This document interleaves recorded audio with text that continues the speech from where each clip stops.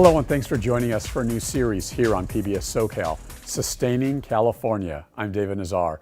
Throughout the year, we'll be bringing you a wide variety of stories related to improving our way of life here in Southern California while reducing harm to the environment. For example, we all use resources like water, oil, gas. What if we were able to renew those natural resources at a faster rate than we consume them?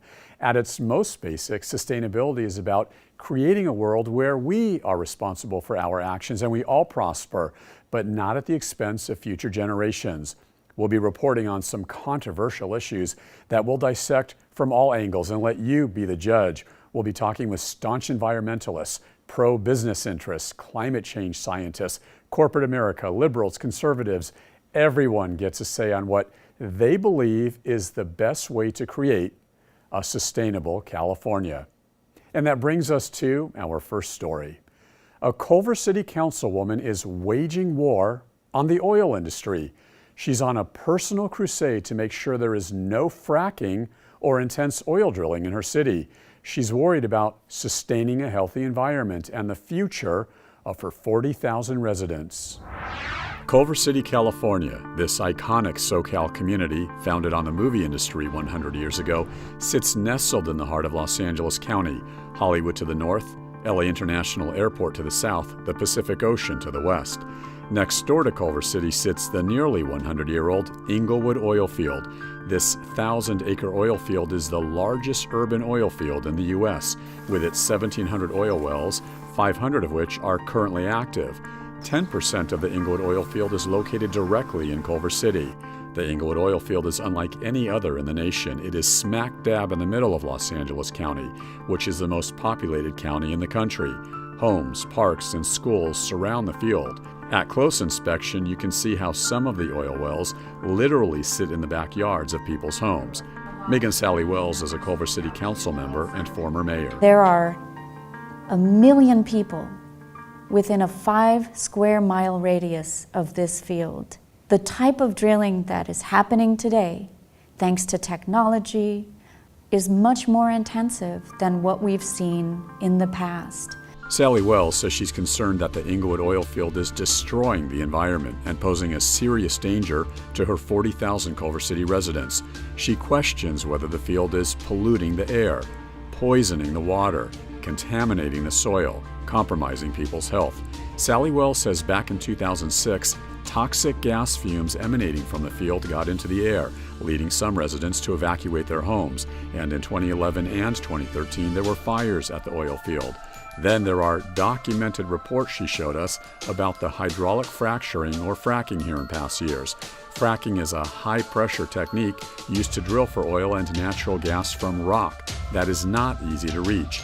Environmentalists say the intense drilling process of fracking does cause air and water pollution.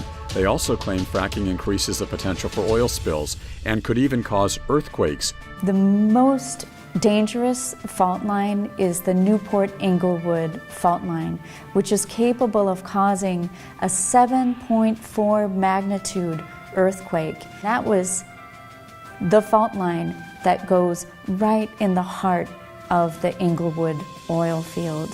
What happens to the chemicals, to the oil, to the pipelines, to all of these dangerous materials when we get a 7.4 earthquake? Because of these concerns, Sally Wells is trying to implement a new set of rules and regulations to give greater oversight to the Inglewood oil field on the local level. Those proposed Culver City regulations include things like banning enhanced oil drilling techniques like fracking, having a 400-foot buffer between the wells and homes, parks, and schools, implementing mandatory electric drilling rigs as opposed to diesel rigs, and no construction of new wells. Sentinel Peak Resources, based in Bakersfield, 2 hours north of Culver City, is the company which operates the Inglewood oil field. Sentinel refused to be interviewed on camera for this report. However, the company agreed to a phone interview. I spoke with Christine Halley, the Director of Environmental Health and Safety and Regulatory Affairs for Sentinel. In the industry, we face from time to time local agencies that attempt to come in and exert ever more stringent sets of regulations over oil and gas production. We look to the state's Department of Conservation, the Division of Oil and Gas, to regulate oil and gas production. Now, there's a seated body of experienced professionals. They're knowledgeable. When local agencies seek to do that, we're always attentive as to whether they are overreaching local land use authority, where, in our opinion, the city is overreaching into areas that are definitely the jurisdiction of other regulators. Megan Sally Wells says her city must have regulatory authority because she believes the state of California and the county of Los Angeles do not do enough to regulate the Inglewood oil field. We are asking for transparency. There are still some inconsistencies that are troubling to us because in order to regulate, we need to have the facts. Well, you keep saying transparency, inconsistency. What are they not being transparent about? What are they not telling you?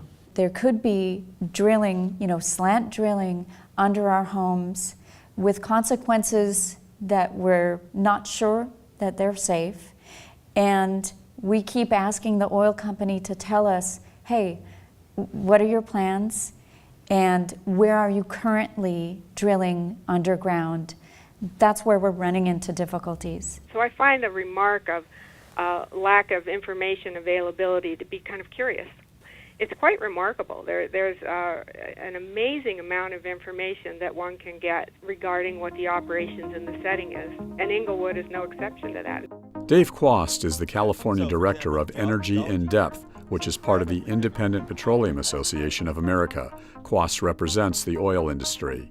There's over 20 government organizations that have some level of regulatory oversight on this field. There are regular community meetings that tell the residents living in the communities surrounding it everything that's going on with the field. There are, of course, very rigorous state laws, the most rigorous in the country, that apply to it. So at all the different levels of government, including local, this is probably the most heavily regulated oil field you'll ever stand on. When you hear Culver City city government saying it's not properly regulated or there's not enough oversight or accountability, what does the oil industry say to that? Well, I've certainly heard individual members of the Culver City government make suggestions like that. And in fact, I've heard them make those suggestions for years. And then, for example, the state turns around and passes a bill that we called SB4, which are the most stringent hydraulic fracturing regulations and oil and gas regulations in the nation. They'll tell you that, this is the most highly regulated oil field in the United States. They'll tell you that we've done all these studies that prove that there's absolutely no problem whatsoever. I think it is appalling. I think it is absolutely unacceptable. Ben Preston is an environmental scientist and senior researcher at the RAND Corporation. RAND is a nonprofit, nonpartisan global research institution studying everything from sustainability and environmental issues to technology and national security. Fracking technology in particular has enabled the U.S. to really boost production of not only natural gas but also oil. Our oil production is effectively doubled, natural gas production's up around 50%. That's a benefit. It's allowed us to keep oil prices relatively low and gasoline prices relatively low for consumers. What it's also done is allowed electrical utilities to proceed in this sort of long-term shift away from coal toward natural gas. That has benefits both for air quality and reducing greenhouse gas emissions. So the challenge is there's concerns about contamination of groundwater or surface water. There are concerns about fugitive emissions into the air from things like methane or other potential toxics being released into the air. And to top it all off, we're concerned about seismic activity and earthquakes in certain parts of the country arising from fracking. So the challenge for society is how do we balance these sort of benefits and these costs, and who gets to decide? Megan Sally Wells says Culver City should get to decide. To say that we don't have the right as a city to regulate what's within our boundaries is patently false. We have land use regulation, and that's our job, is to protect our residents. Culver City's own environmental impact report regarding the Inglewood oil field was made public back in September 2017. It is now being reviewed, and the city is taking public comment over the next couple of months.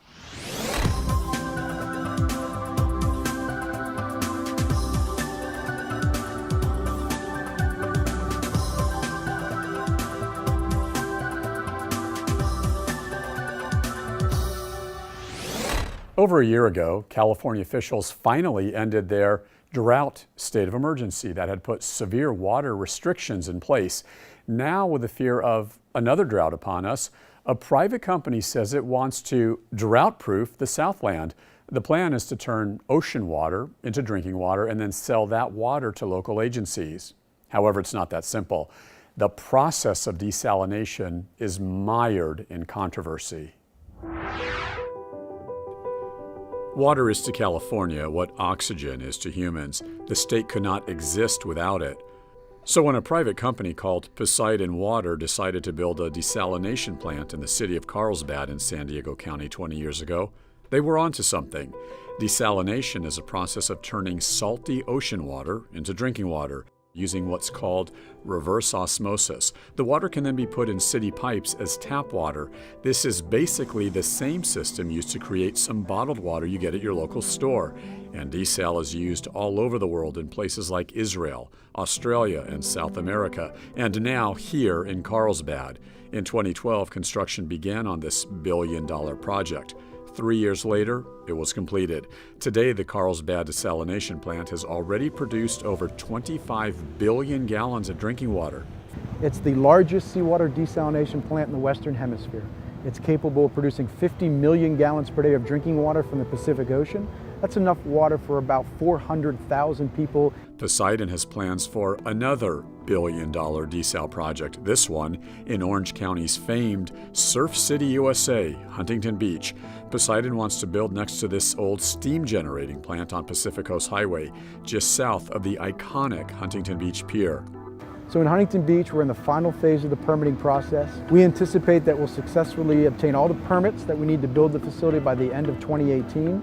About 3 years to build the facility. Poseidon's Huntington Beach project has been met with all kinds of challenges and obstacles over the last decade, partly from angry environmentalists who've been trying to stop the project, arguing that desalination harms the ocean, seafloor, and marine life.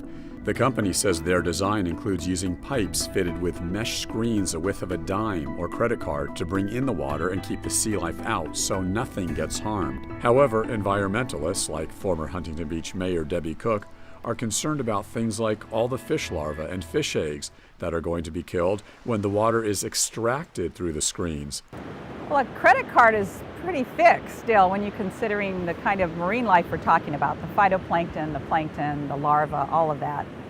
And it can absolutely get through a credit card size screen.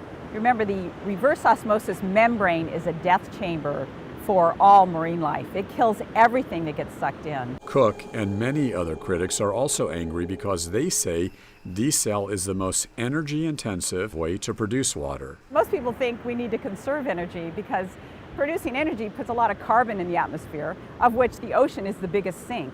And that's one of the reasons it's warming so dramatically. We have to have the ocean or we will not survive on this planet. Cook is not alone in her criticism. In fact, several organizations have gone on the record to oppose Poseidon. Organizations like Heal the Bay, California Coastkeeper, the Natural Resources Defense Council, the Surfrider Foundation, and the Sierra Club, just to name a few.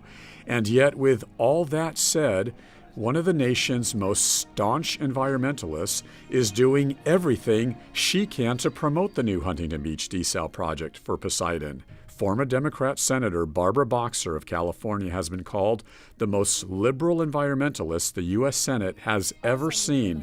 Now the Poseidon Company has hired Boxer as their consultant. At a recent public hearing to discuss the proposed Huntington Beach project, Boxer, who normally receives much environmental praise, was booed and heckled when angry enviros confronted her, insisting the former senator had betrayed them. When we met with Boxer at the beach in Carlsbad, she was taking all the criticism in stride. I'm working on desal because I've always believed that desal is critical in terms of the way we adapt to climate change. It's crucial. And I supported this plant as a senator years ago. So here we have our ocean. There it is, as far as the eye can see. And if there are ways to take the salt out of it in an environmentally sensitive way and using the advances of technology, let's do it. And if a private company is willing to pay for the $1 billion, let's do it. And if we want to know if desal works, let's look at Israel, for an example.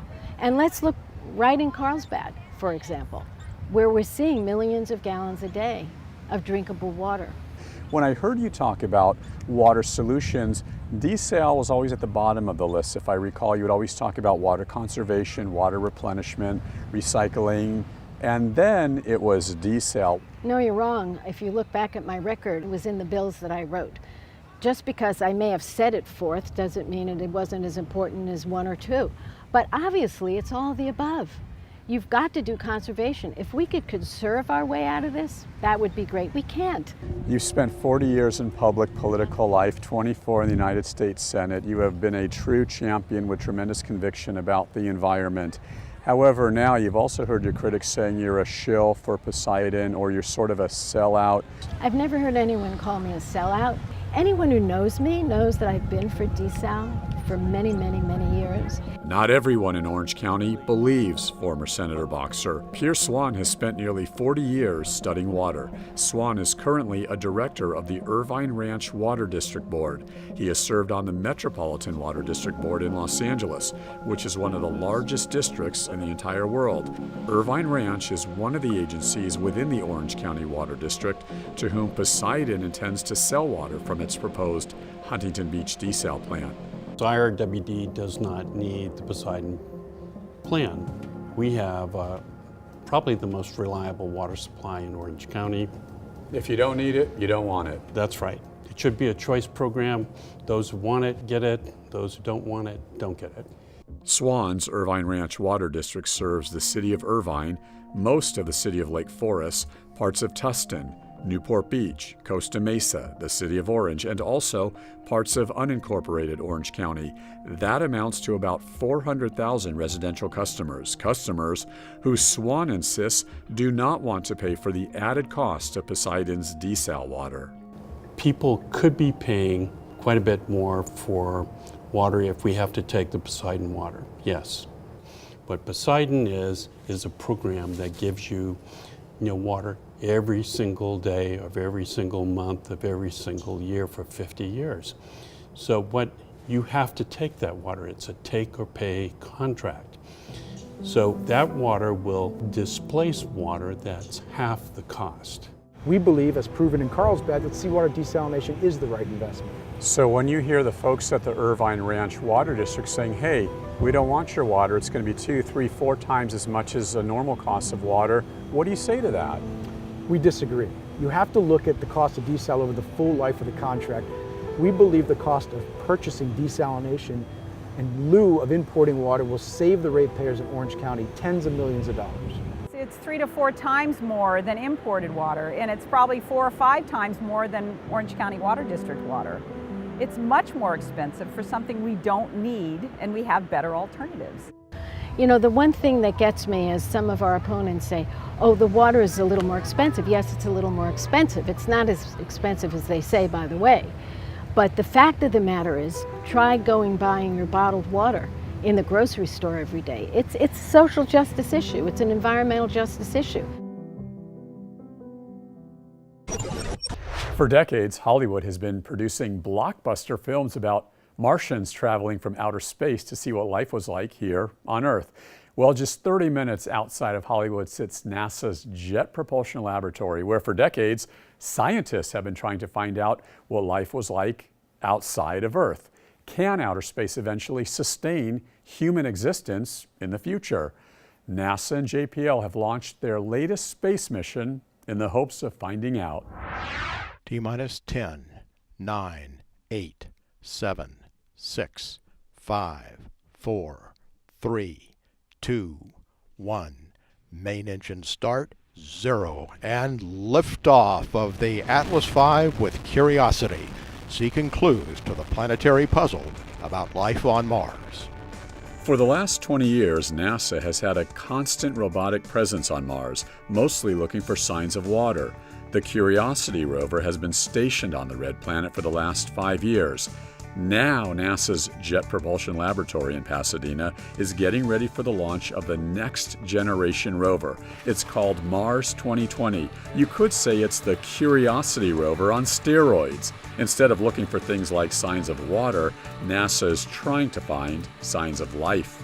Was there life on Mars billions of years ago? With a scheduled launch date of July 2020, the new rover is using the most advanced technology ever to bring science data collected from Mars back to Earth to help answer that question.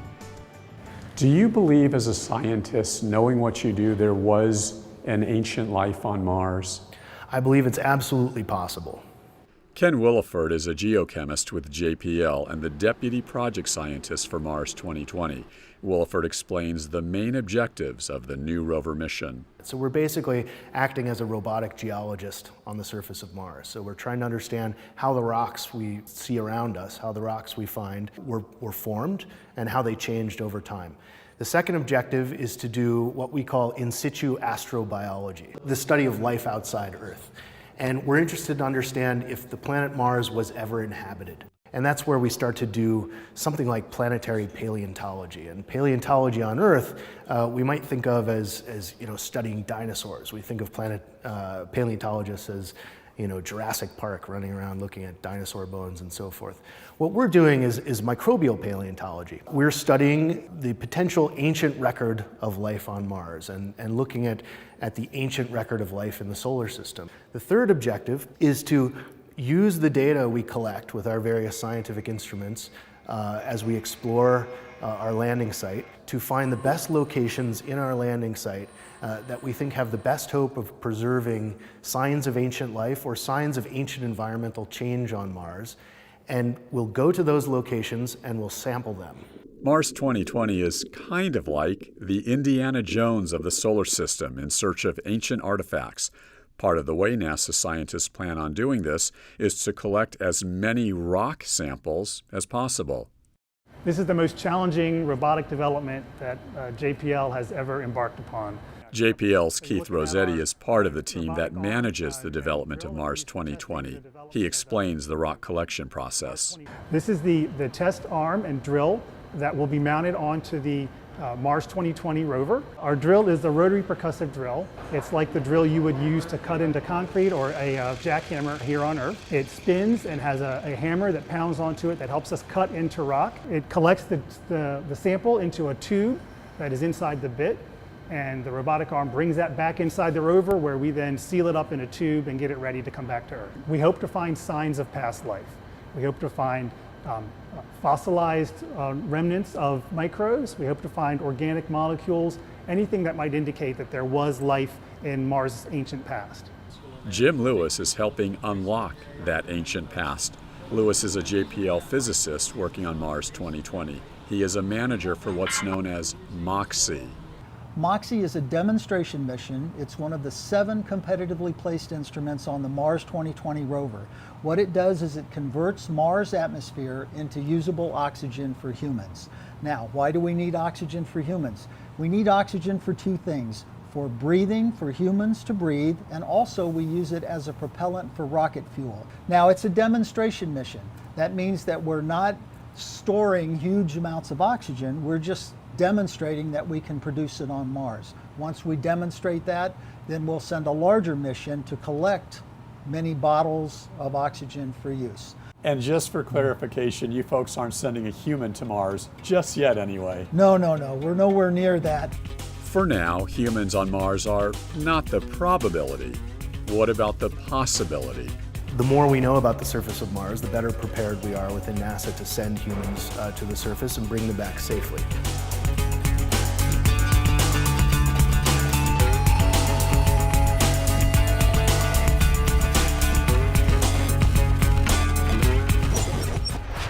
Possibly one day it won't just be about sustaining California. It could be about sustaining Mars. Who knows? And that's it for this edition of Sustaining California. Please email your questions or comments to sustaining@pbssocal.org. That's sustaining@pbssocal.org. Also tweet me your questions or comments at David Nazar News. I'll be sure to get back with you. Thank you so much for joining us here at PBS SoCal.